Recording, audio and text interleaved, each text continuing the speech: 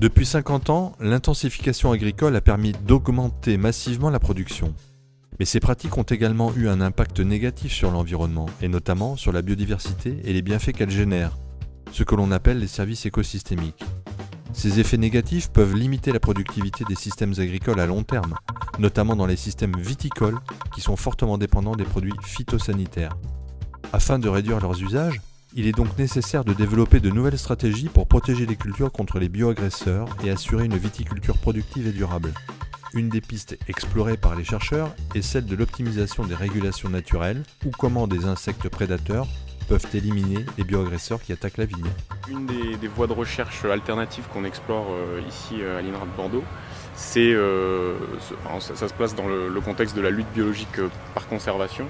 Donc l'idée de cette voie de recherche qui semble prometteuse, c'est d'arriver à gérer les habitats et les paysages agricoles pour stimuler des communautés d'insectes auxiliaires qui viennent réguler naturellement les populations d'insectes nuisibles ou phytophages qui en gros viennent limiter le rendement ou la qualité du rendement. Donc ça c'est le contexte général d'une des voies de recherche qu'on explore ici à l'UMR. Donc dans ce contexte-là, on a mis en place ici à l'INRA de Bordeaux une expérimentation qui vise principalement à tester comment différentes communautés de prédateurs vont réguler les populations d'insectes phytophages. Donc en gros, en quoi consiste l'expérimentation? Donc on a différents traitements ici, où on a différentes communautés de prédateurs qui sont soit des communautés relativement simples avec une seule espèce de prédateur, ou des communautés beaucoup plus riches avec différentes espèces qui potentiellement vont venir se compléter pour mieux réguler les populations d'insectes phytophages. Donc c'est ça qu'on a mis en place ici. Donc on a différents traitements par rapport aux communautés de prédateurs. Et en plus de ça, pour voir comment ces communautés vont évoluer dans un contexte de changement de température et de changement climatique, on a en plus un traitement température pour voir si en gros les mêmes communautés dans un contexte donné vont bien réguler les populations de phytophages. Est-ce que ça va être ces mêmes communautés qu'on va retrouver dans un contexte où la température augmente de 2 ou 3 degrés? Donc avec un côté un peu prédiction dans un contexte de changement climatique et voir si dans 20-30 ans on va réussir à réguler de la même manière les populations de phytophages comme on le fait maintenant, ou au contraire est-ce qu'il va falloir jouer sur les communautés pour arriver à optimiser les services de régulation. Donc concrètement, chaque répétition de notre expérimentation, c'est donc une cage comme ça étanche dans laquelle on a mis un cep en pot au centre de la cage.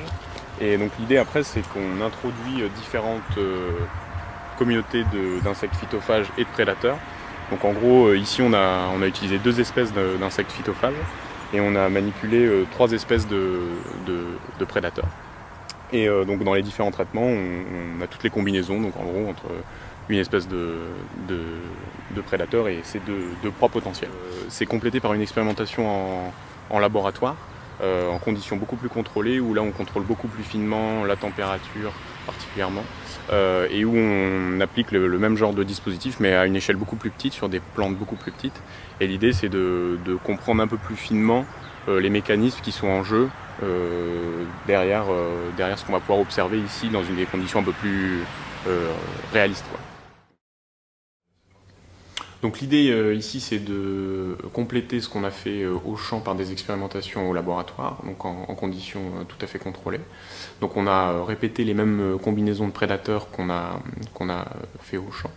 Et donc là les premiers résultats montrent notamment qu'une température plus élevée permettrait d'augmenter la régulation des phytophages et notamment qu'une communauté de prédateurs plus diversifiée permettrait de mieux réguler les phytophages dans un contexte de température augmentée. Donc ça c'est des voies de recherche, des pistes de recherche qu'on va explorer par la suite, donc en répétant l'expérimentation en milieu contrôlé et en essayant de confirmer ça par les résultats au champ dans l'expérimentation qu'on a montré précédemment.